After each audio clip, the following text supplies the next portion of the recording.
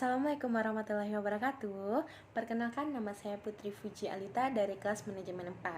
Di sini Fuji akan menjelaskan tentang pemahaman Fuji, yaitu Mayop Accounting. Seiring perkembangan zaman, teknologi semakin maju dan semakin memudahkan manusia dalam melakukan pekerjaannya. Seperti munculnya teknologi baru, yaitu Mayop Accounting. Mayop Accounting ini adalah singkatan dari Main Year of Business Accounting, yaitu software komputer pengolah data akuntansi. Proses pencatatan data transaksi akuntansi yang dilakukan dengan cara memasukkan data transaksi ke dalam komputer, kemudian komputer mengolahnya menjadi sebuah laporan. Kelebihan Mayop ada yang pertama, yaitu easy of use, yang itu Mayop menawarkan kemudahan dalam penggunaannya. Yang kedua, kelebihannya itu ada accounting power. Software Mayop telah cukup lama dikembangkan dan secara berkesinambungan mengeluarkan perbaikan rilis. Yang ketiga, ada fitur job ini. Fitur job ini digunakan untuk pengolahan proyek.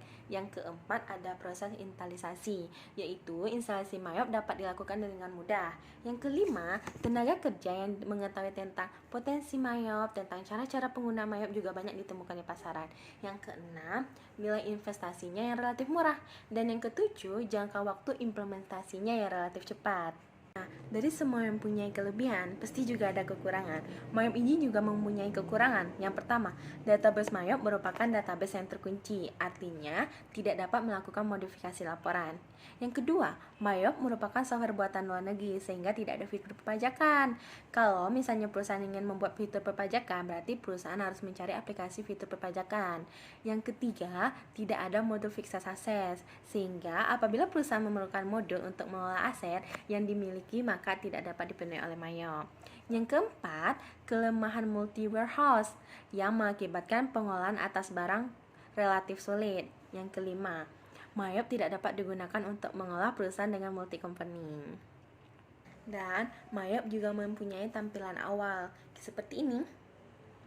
Tampilan awal yang pertama itu ada account, digunakan untuk membuat daftar perkiraan dan melakukan jurnal umum. Yang kedua, ada banking, untuk mencatat perkiraan yang berhubungan dengan transaksi. Yang ketiga, sales, untuk mencatat penjualan barang.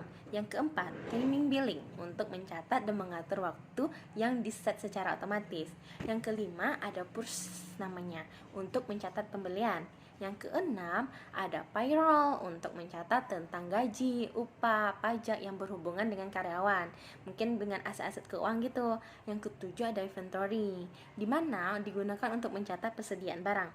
Yang kedelapan, ada cart file, untuk mencatat dan mengatur data pelanggan. Terdapat 3 buah Mayop yang masuk ke Indonesia. Yang pertama itu ada Mayop Basic, adalah varian Mayop yang paling sederhana dan paling mudah digunakan. Yang kedua, Mayop Accounting adalah Mayop yang sekarang kita pelajari. Dan yang ketiga, Mayop Premier, adalah varian Mayop dengan fitur terlengkap.